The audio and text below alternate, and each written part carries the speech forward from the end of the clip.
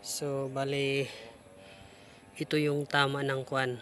Ito yung tama nung naka-resize. So hanggang dito yan, hanggang dito. Ayan. Ayan siya, nakita nyo naman.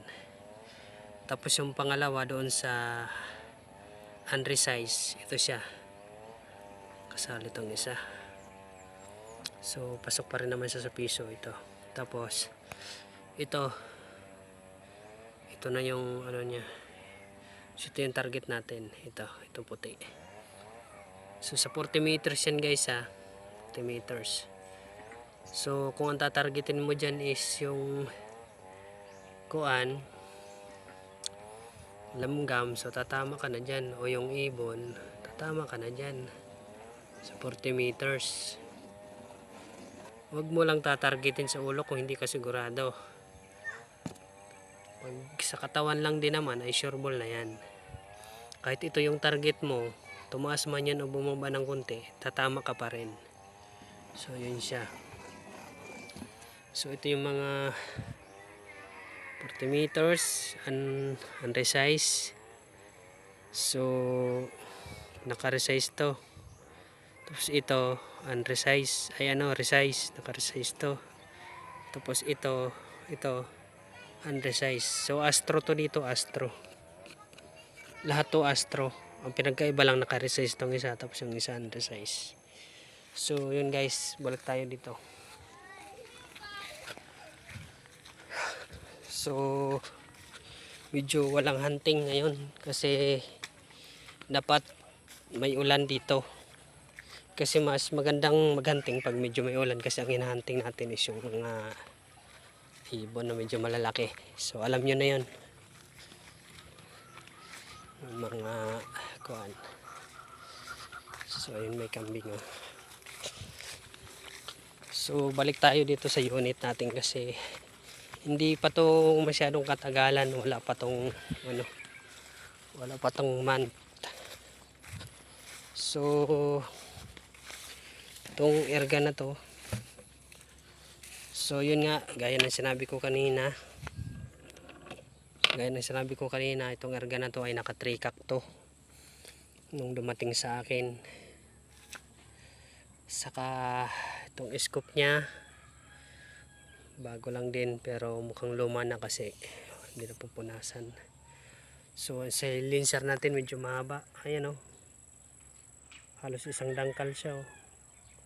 So yun siya, tahimik din siya, nasa 95% to, o halos ito na lang yung maririnig mo, yung hammer.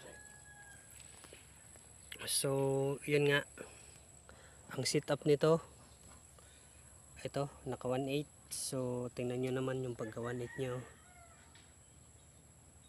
So yun, tapos ito naka naka Taiwan. Mas maigigi yung Taiwan rig kahit paano accurate. Tapos yung pinaka thread nya nandito sa taas, naka 3 volts. Ito kung mapapansin nyo may puti dito, linagyan ko to kasi plano ko to, binaliktad ko to. Kumbaga yung itong thread nya dati nandito, inikot ko to para maging itong taas mapunta dito sa baba, pero sobrang layo ng tama, sobrang baba, kaya binalik ko sa dati. So ang problema lang dito, maganda sa panghunting pagka long barrel, alam nyo na yan, maganda sa panghunting. Ang problema dito, medyo hassle sa dalhin, sobrang haba. So ito naka bipod. So Lazada lang din to, medyo mura lang din to, naka 0.45 yata to liters. Tapos ayan, medyo na siya, kung kakak mo siya, siya medyo okay na siya. Kasi nung una, kahit ako hindi ko nagustuhan yung 3 cock kasi bukod siya medyo pag kinasa mo sa hindi sa diretso, mayroon pa siyang tumutunog. So na yan, naka DIY na yan, pero okay yan na yan talagang 1 cock na yan. So yun siya. So ang ginagamit ko dito pagka hindi ko ginagamit, kinakargahan ko lang siya. Ayan, mga toki, pwede na yan. Toki 2.5 siya. Pero pagka ginagamit ko pang plinking o kaya pang hunting, tricky. Ayan, tricky yan. Pero hanggang kahit mga 3.5 kaya pa yan. Pero hindi ko na sinasagad para hindi ma-pressure yung yung kanyang gauge dito. Kasi medyo sira na nga lang din to pag tricky na nga doon sa pump. Nasa ano pa lang to, nasa 2.7. Pag inabot ko dito ng tricky, nasa ano na, halos magpo 4,000 na doon sa pump. Kaya hindi ko na inaano. So ito kasi medyo bago to. Ang gagawin natin dito, ang gagawin ko dito, kasi mabilis magasgas yan siya, papalitan ko na lang to ng kulay. Pero okay naman na siya, pero kailangan palitan. So sa ganong kalayo na sa ganong kalayo na target, ayun oh, nakikita nyo maliit na yun. Sa ganong kalayo na target, so tingnan nyo sa ganong kalayo na target, ayun oh, sobrang liit na yun oh. So yun na, tatama ka naman nun.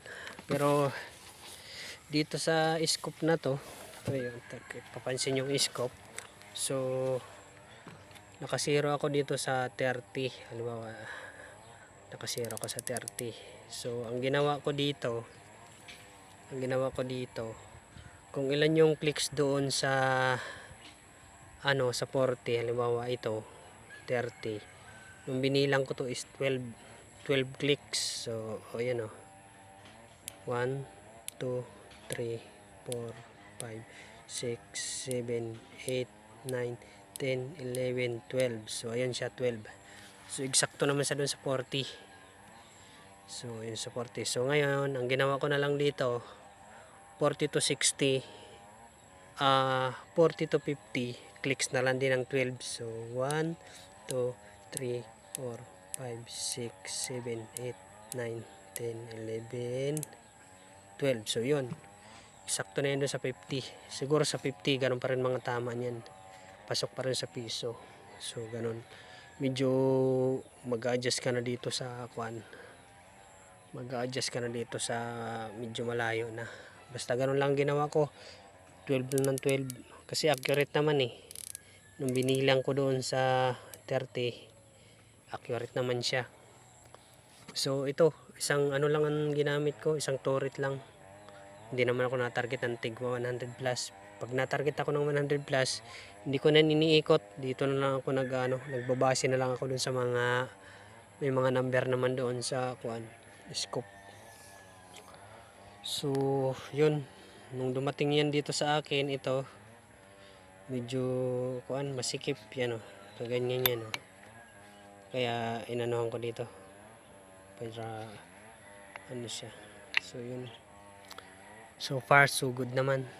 Medyo hassle nga lang sa dalhin sa hunting, sobrang haba. Plano ko nga sana to dito bull pop, pero mahal, nasa 5,000 din, 4,000. So okay na siguro to. So yun siya, okay naman siya, hindi naman din basta-basta nawala sa zero to. So yun lang guys. So ulitin ko para sa barrel na to, kasi sabi sa akin ng nito seller, kailangan daw naka-resize yung kasi itong barrel daw gusto nito is yung pang Astro, sabi i-resize daw. Pero ayun tingnan mo, halos lahat ng ko naka-resize, pero tinry ko ngayon lang, mas okay pa tumama yung unresize sa doon sa so Astro. Hindi ko to na-try hindi ko to binalahan ng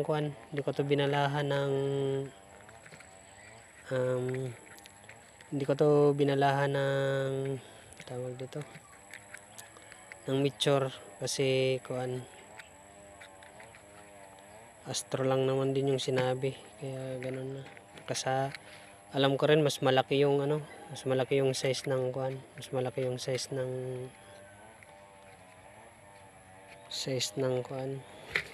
Astro ay ng Meteor kaysa Astro.